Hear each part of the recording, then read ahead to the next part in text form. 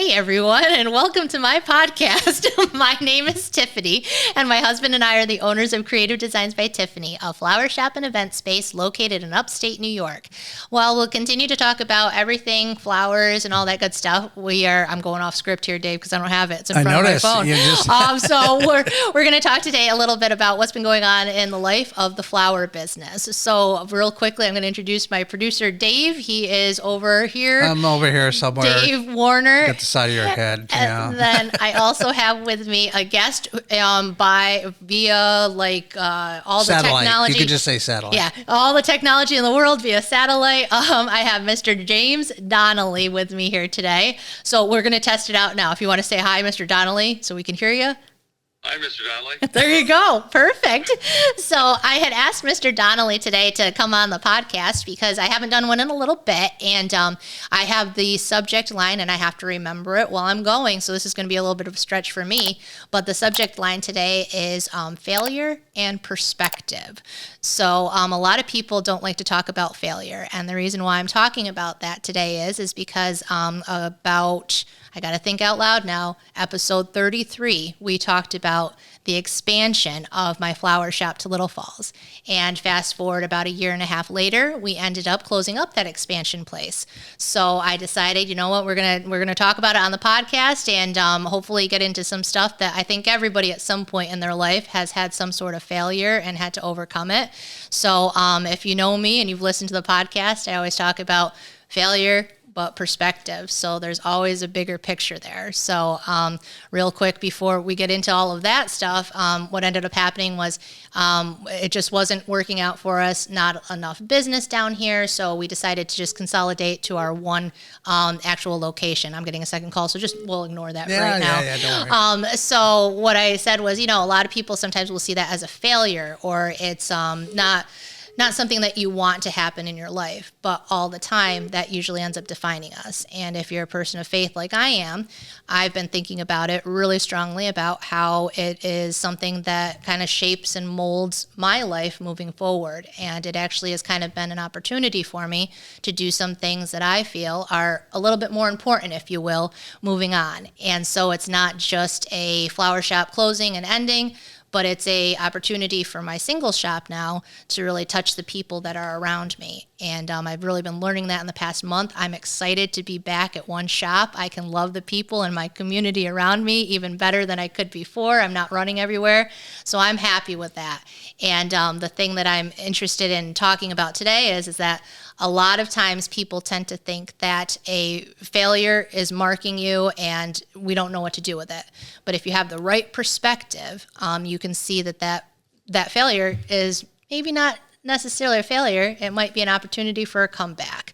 So I asked Mr. Donnelly today if he would be willing to talk to me a little bit about it. And I told him on the phone not to say he's ever been a failure at anything, but everyone I think at some point has failed at something. So thanks for joining me today, Mr. Donnelly, and throwing some perspective in here with me.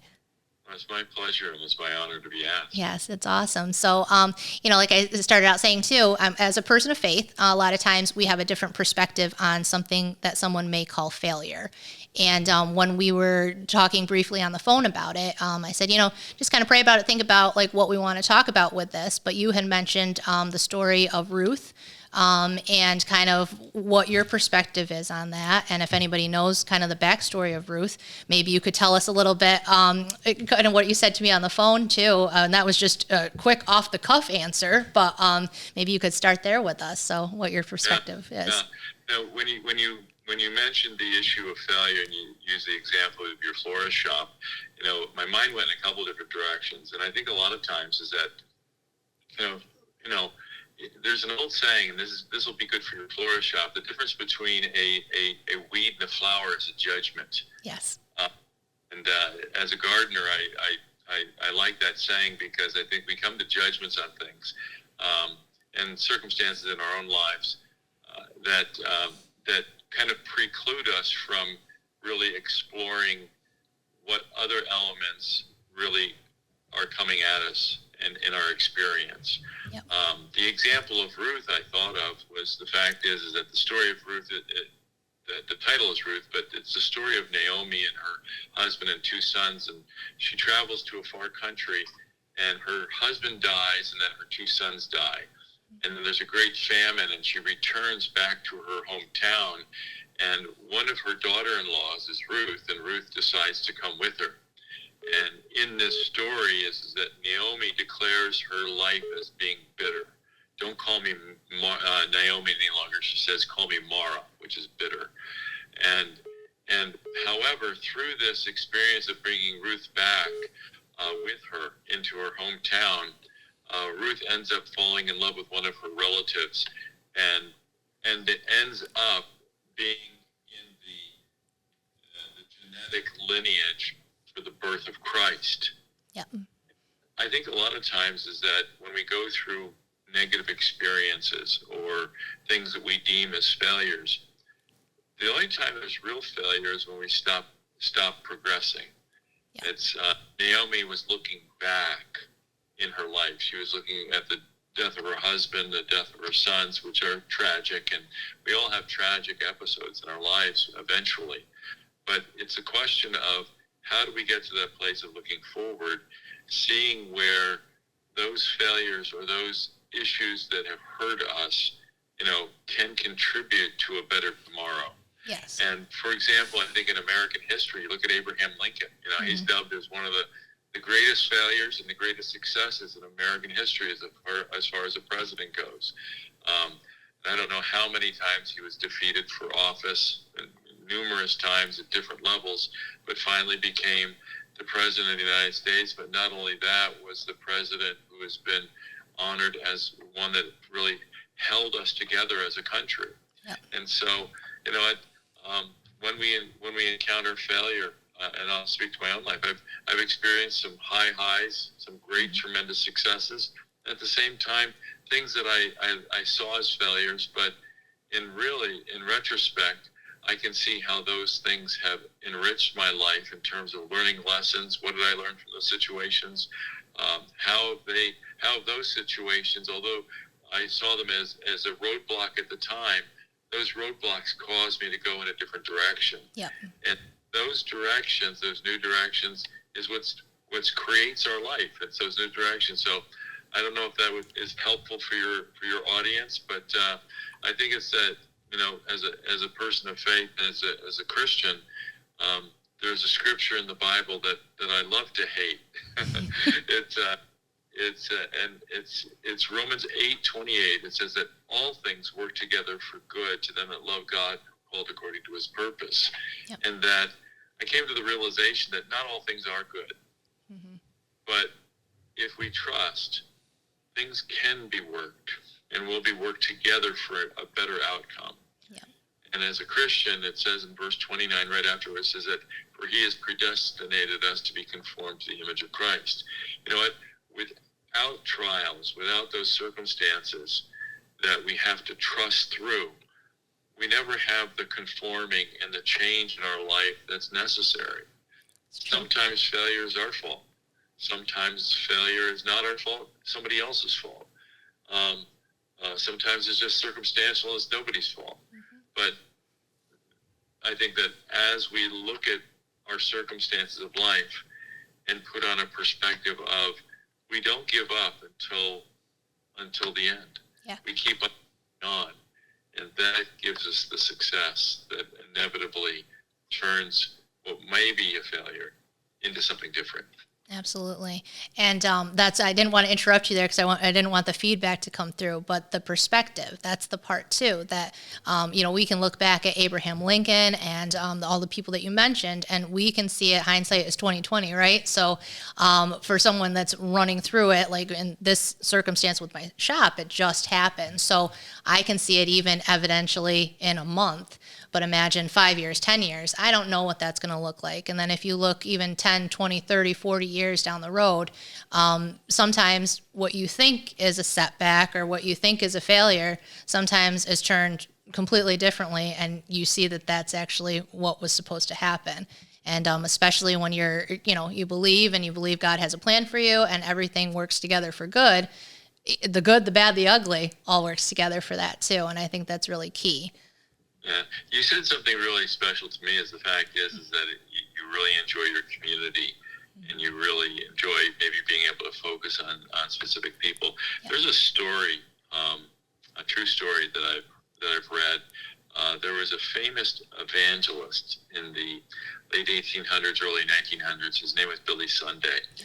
He had been a famous baseball player in the early American baseball history, but he became an evangelist, and in his diary, he documents his greatest failure as an evangelist was a group of meetings he held, I believe, North or South Carolina, I forget which, and he documents that in this week or 2 weeks of these evangelistic meetings he held, that only a 12-year-old little boy was the only boy that came to Christ, and he dubbed this as, of all the evangelistic tent meetings or meetings he had ever held, his weakest showing. History shows that little 12-year-old boy was Billy Graham. It's amazing. That's very cool. That's absolutely amazing. I've heard that story in passing, and I forgot about that. And so that's I'm glad you brought that up, because you just don't know. And that's one of the things I'm learning. And as I said on this podcast before, we were excited to move down here. I still am. I don't think it was a mistake. But the reality is the real word is it kind of failed. And so, I'm happy with that, though, because it showed me, like I said, that, my community that I'm in, I love my community. And what's allowed me to, not having two stores, I have time to sit and talk with people, or I have time to, sit down and have a cup of coffee for a half an hour, maybe, where before I didn't. And some other people may think that's a failure, but I think that that's a win in my book. So I'm happy that it's happened that way. And so that's that perspective part that, failure, ... but what's the perspective, So the perspective, I think, too, for anybody else, like not in the situation of the flower shop even, what's a hopeful thought that you may have that your perspective is what's going to drive you. So if you could get stuck in that muck of being like, oh, I failed, I'm a loser, I didn't make the team type of thought, but what would you say to someone that may be in that position? Like, how would you encourage them? Well, I would say that a lot of times we come to conclusions and judgments about ourselves or other people based upon what our culture deems, or what we perceive as our culture deems as what success is. Yep. And if we don't have that, 3 cars in the driveway and the huge house, or however you define that, is that we then come to a conclusion that we're somehow a failure or a loser some way. And really, we have to get away from the fact of listening to what culture dictates as success. Yeah. What does it mean to be a success as a person? Yeah. Having relationships, being able to help someone else, having a friend. I think that a lot of times is that we look at other people that have more than us in some way, whether it's financially or whether it's socially or whatever, and we come to these conclusions and we make these judgments about ourselves. And that's why I start off with that clever quote that we heard once about gardening, and the difference between a flower and a weed is a judgment. Yeah. There are some weeds that I've allowed to grow in my garden now because they have some great, beautiful little flowers, Yep. And, I think that we have to kind of make the decision not to be brainwashed by what culture or what our society deems as success. I mean, there's been some great movies, series on television over the years, and whether it's Miami Vice back in the 80s or Dallas was another one, where flaunting of wealth was something that that was a big element of the shows, and it kind of dictated to people in our culture of, okay, this is an image of success. Also, too, we're getting up on the Christmas season. I always love to watch Home Alone movies, Home Alone series. But, that first Home Alone movie where, it shows this gorgeous house outside of Chicago, I mean, who in the world how many people really own a house that has, 10 bedrooms, 14 how many bathrooms, yep. and can afford to take their entire family on a trip to wherever they're at, Florida or the Caribbean for a Christmas holiday. Who has that? Right. And as much as I love the movie and all the antics that go on, there's a subtle message there that this is the American dream, or this is what it means to be successful. And I think that coming up to the holidays, it's easy to take a look at what's portrayed in the media or what other people's have, and holidays become a depressing time.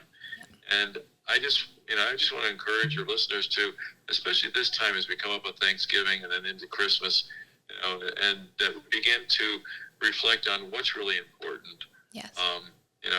What do we have? Count our blessings. Yep. Be thankful for what we have, what we don't have.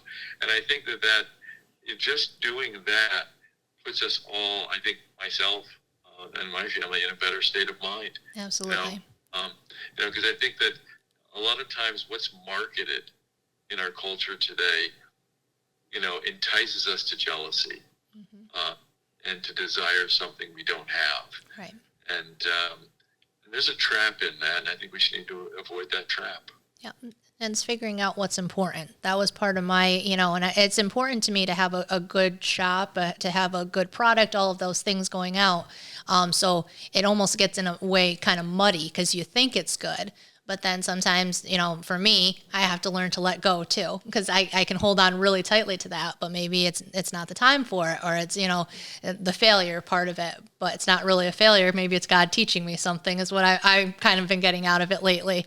And, I wouldn't say it was wrong. I shouldn't have done it, all of that. I think it was great, but also it's time to refocus. I guess that's a good word, to refocus on what's important. And for me, it's, loving my 10 customers. Maybe I don't have 20. I might have 10. Loving them well, or, doing something with excellence as compared to maybe not quite excellent because I'm running around and rushing. So that's the direct effect of that with the flower shop. But I think in life, that kind of is a very important fact to take away, that, like you said, we're running and everybody wants, keeping up with the Joneses kind of thought. But sometimes that's not always the best. And then if you do it well, what you're supposed to be doing, you don't know how that's going to turn out, like the Billy Graham thing. And, 50, 60 years later, you don't know what the effect of that is. And I think it's interesting because, I don't think a lot of people talk about that. And a lot of people like to, it's kind of shameful. You don't want to talk about these things. And I said, well, I'm going to talk about it because I don't care, But it's kind of freeing in that way that everybody goes through it, whether it's you don't get picked for the team or something doesn't go right. That's the opportunity, we'll say. I heard this on a podcast recently. That's the opportunity for the comeback. So I'd like the comeback too, because you don't know. It might be holding you back. You might have something better along the way coming up. So I think that's a really important point, and not to be totally religious about it, but I think that's a point in everyday life, and whether you believe in God or you don't. I think that's a real focus that's the way God intended it. If you're doing the things you're supposed to be doing, it all works together, So I don't know if you have anything to add with that, or I'll go to the next point. If you Well, is that you introduced me as Mr. Donnelly, and I think you ought to tell your audience. I was a high school principal, and so a lot of people know me as Mr. Donnelly. Yes. So I'm Jim Donnelly. Yes. And so in my life, I think we all go through hardships, not necessarily failures per se, but hardships. Yep. And there was one hardship that we dealt with. My wife and I had left the area, and we had lived other places in New York State, and both our fathers died 13 days apart from each other. Wow. And it led us back to Utica, and because it wasn't in our plan to do that, but my wife's mother was legally deaf and blind, and there was nobody to help her out, and so Joanne moved in with her mom, and then I had a job down in Westchester County outside of New York City, and so I commuted back and forth. And at the same time, my mother needed support. My sister was taking care of her, and so we did that for a few years. And, it wasn't our intention to come back to Central New York, but kind of circumstances, hardships, led us to that. But and at some point we were gonna move to Florida. I inherited a little place there, and the year that we went to move down to Florida, the hurricane hit and ripped the roof off it. And I started just serving in my local church. Yep. And just helping out, and that led to one thing to another, to now that I'm serving on staff at a local church. That's awesome. At Redeemer Church in Utica, and I think that's where we met again. Yes, it is. It is. So anyway, but you know what?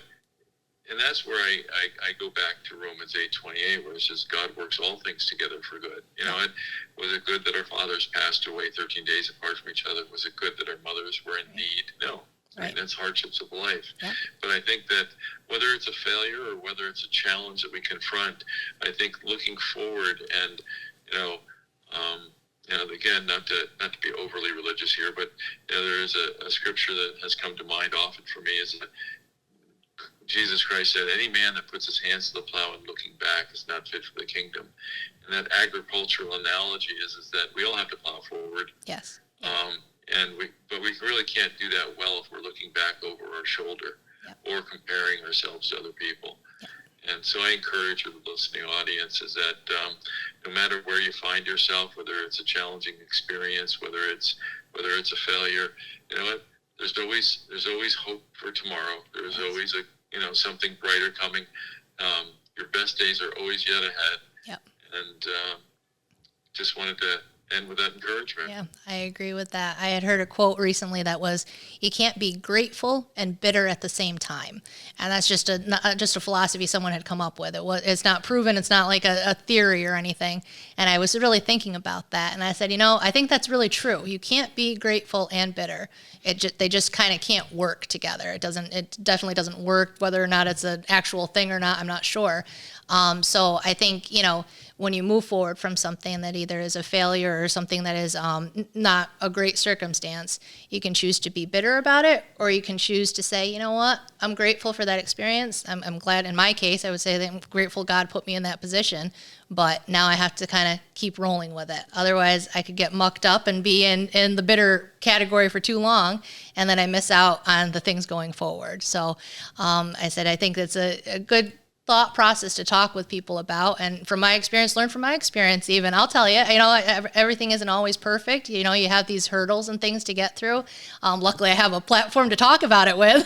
So if one person is listening to this and it helps them, I'm happy to do that too. But that's where I said, I'd love to have someone on a little bit wiser. I won't say older, but a little bit wiser than me. No, it's just older. Yeah, that knows and has been through some things and can look back to and have that perspective, where I may be a couple months out of this exact scenario with the flower shop. In life this happens, and like you said, even with your fathers dying around the same time, it's not the greatest circumstance. No one would wish that upon anybody, but yet your perspective is that it did work together for good. And I'm sure you would allow it to say that you love God, you are doing the things, and even though it doesn't look right, it doesn't feel right, at the end, it's all working together for his plan and his purpose. So I really appreciate that, because, I don't know who listens to this all the time, and I'm a big proponent, if you believe in Jesus, he's your Lord and Savior, you go on with that.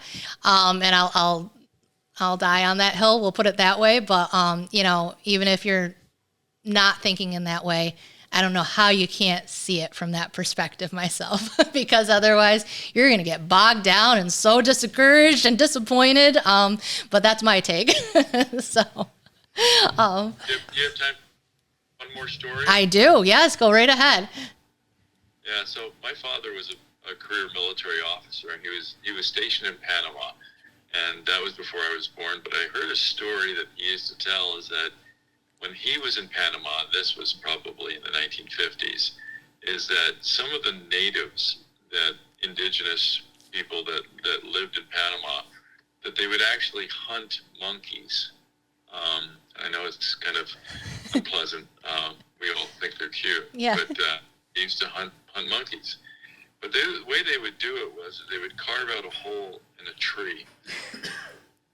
It would be a hole that could hold nuts and some fruit, and they put these nuts and fruits that the monkeys like to eat inside there. Yeah. But the opening was small. Yep. The opening was small because it was carved out of the inside. And what the monkeys would do, they would reach inside the tree where this hole was, and they'd grab hold of the nut Yeah. and the fruit. Yep. And they would not let go because they were greedy. Yeah. And then the hunters would come along and have the opportunity to kill them. Unreal. I think that story has always stuck with me, because I think that all too many times is that we hang on to certain things in our life, and we hang on to the past, we hang on to hurts, we hang on to those failures or those losses, and we don't let go. Mm-hmm. But yet, and what the monkeys don't realize, that they just let go, they have the entire forest to feed off of. Yep. But they have that little thing in their hand. And I think we're all that way a little bit. Mm-hmm. We hang on to stuff that we need to let go of. Yes. And I just hope and pray that whoever's listening to this that needs to hear this, whether you're, on the top of your career or the bottom of the barrel, or somewhere in between, whether it's a housewife that's struggling raising kids, or a single mom, or a dad who's just been laid off. Yeah. Always remember, letting go can be the best solution. And there's a whole forest out there waiting for us. Absolutely. And we need to appreciate that. Absolutely. Well, I so much appreciate you coming on this podcast here today. I'm going to give a quick plug here. So on the loving people of my local Dolgeville area. So we have an open house coming up on the December 6th, and then also on the 24th. So we're still doing flowers. Like I said, we're doing it on a smaller scale. We're doing one single store, loving people well. So that's the main takeaway of the whole store thing. I appreciate you being on today, though, Mr. Donnelly, talking about the more important things than just a flower shop with me. I think it was a great opportunity to kind of talk about this. And we hope you enjoyed today's podcast. And all of the information is here in the show notes, I guess. So I appreciate you being on, Mr. Donnelly, and I hope I didn't take up too much of your time. Okay. Well, take care. Have a great day. And I look forward to visiting your flower shop. Absolutely. All right. Thank you.